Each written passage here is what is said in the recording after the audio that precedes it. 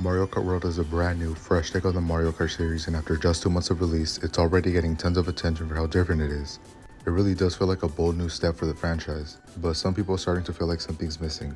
Personally, I think there's a lot to enjoy with this game, but let's say, hypothetically, we did get DLC. After all, Mario Kart 8 Deluxe had a good amount of content and still got the Boost Course Pass, so why not Mario Kart World?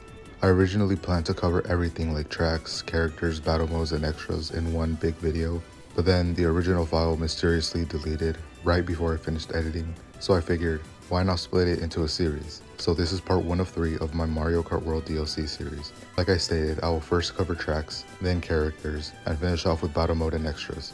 So with that said, here's what I think we could see if Mario Kart World ever did get DLC tracks. Let's get into it. Since Mario Kart World is set on an island, continent type thing where all the tracks are interconnected in one big world, DLC wouldn't just randomly drop new tracks onto the existing map. That wouldn't really fit the way the game is designed. Instead, I think they'd add an entirely new island dedicated to DLC content. Probably wouldn't be as big as the main island, maybe about half the size, but it would have its own areas to explore.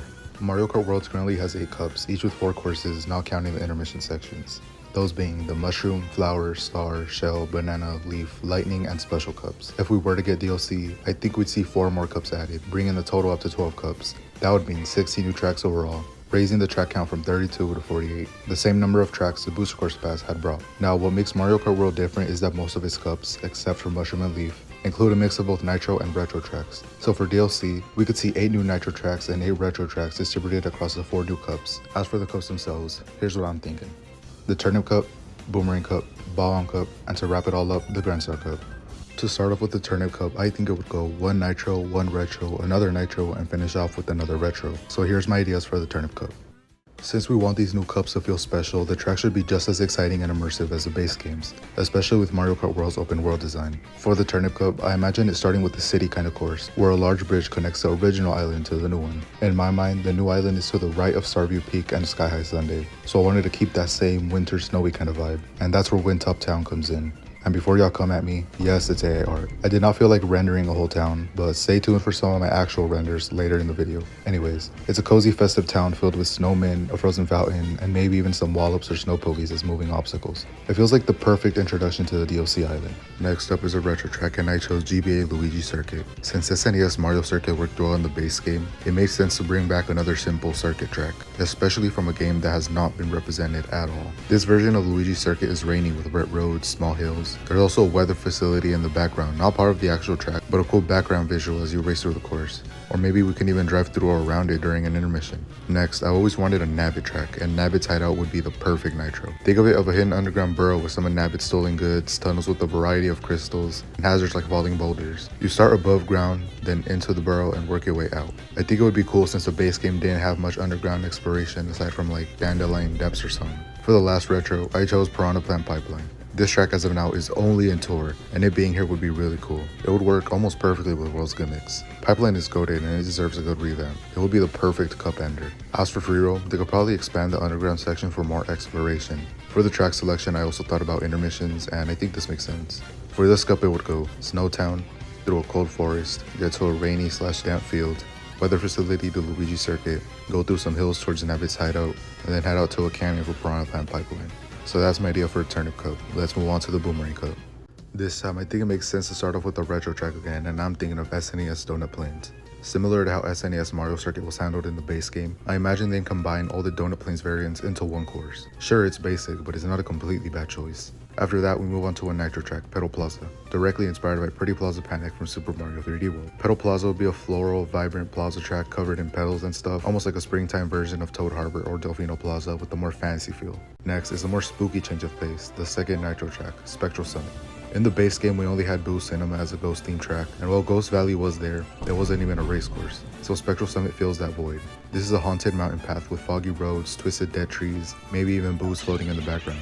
Think of it like that one intermission from Boo Cinema to Starview Peak. You race around the mountain and could eventually get to our last track being Wii U Cloud Top Cruise. Or U Cloud Top Cruise. I don't know, but it would be the first time a track from 8 is remade, and it's the perfect way to shift from spooky to sky high. It's also the perfect choice in my opinion. I imagine a transition where we go from Spectral Summit's peak and launch onto the clouds using a wind current, or maybe even getting there by a beam pole/vine path. Or just something similar to how we reached the Great Question Block Ruins track in the base game. I think this track would be awesome to see. It could take advantage of World's gimmicks, with set boost and the Thundercloud cloud section, and being able to drive on the vine roads and the beanpole road. It would be awesome. Again, when talking about intermissions, it would be a zigzag from plains to the plaza, heading towards some mountains, and onto an airship in the clouds. Let's move on to the Bob-omb Cup. For the Bob-omb Cup, we could start with the beach-themed nitro, and I think Palm Stone Plateau is a perfect choice. Palm Stone Plateau is a coastal ridge area with wide views of both the ocean and the desert. It's filled with rocky roads and palm trees leaning from the breeze and stuff. And did I mention a desert? Because I think our next track, We Dry Dry Ruins, would be awesome to have as well. This track would fit perfectly with the open world structure, and it's also one of the best desert tracks, in my opinion.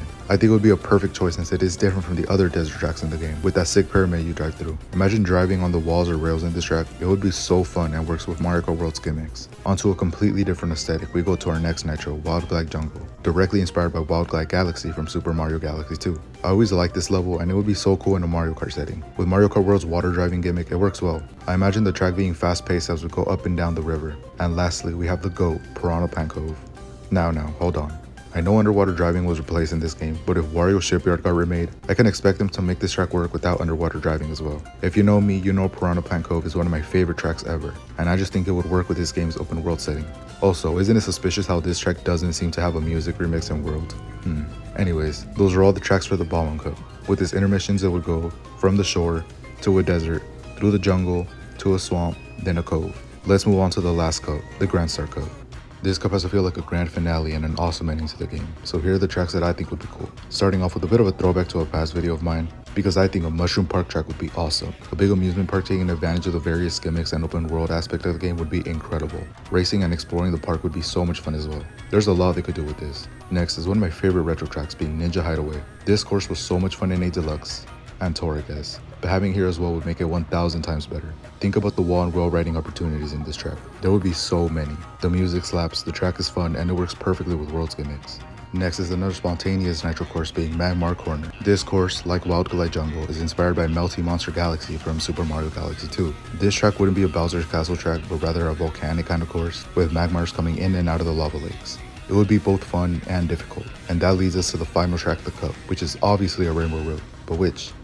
Well, I'm thinking Wii U Rainbow Road. This Rainbow Road is incredible and it's just so awesome and great. Just kidding. It's DS Rainbow Road I'm hoping for. DS Rainbow Road has so much potential to be awesome, so finally giving it its long-awaited return would be great. DS Rainbow Road is also a huge fan favorite, and people have been wanting a revamp for it for a very long time. So why not? Here's me locked in.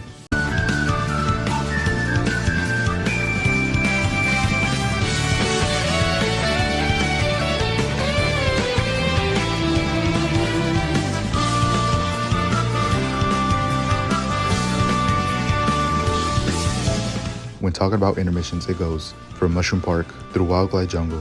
And yes, I know it seems like a huge gap, but remember the island is only half the size of the base game one. But back to what I was saying. From the jungle to Ninja Hideaway, through some bridges above water near Piranha Plant Cove, up to Magmar Corner, and then a cannon or something up to DS Rainbow Road.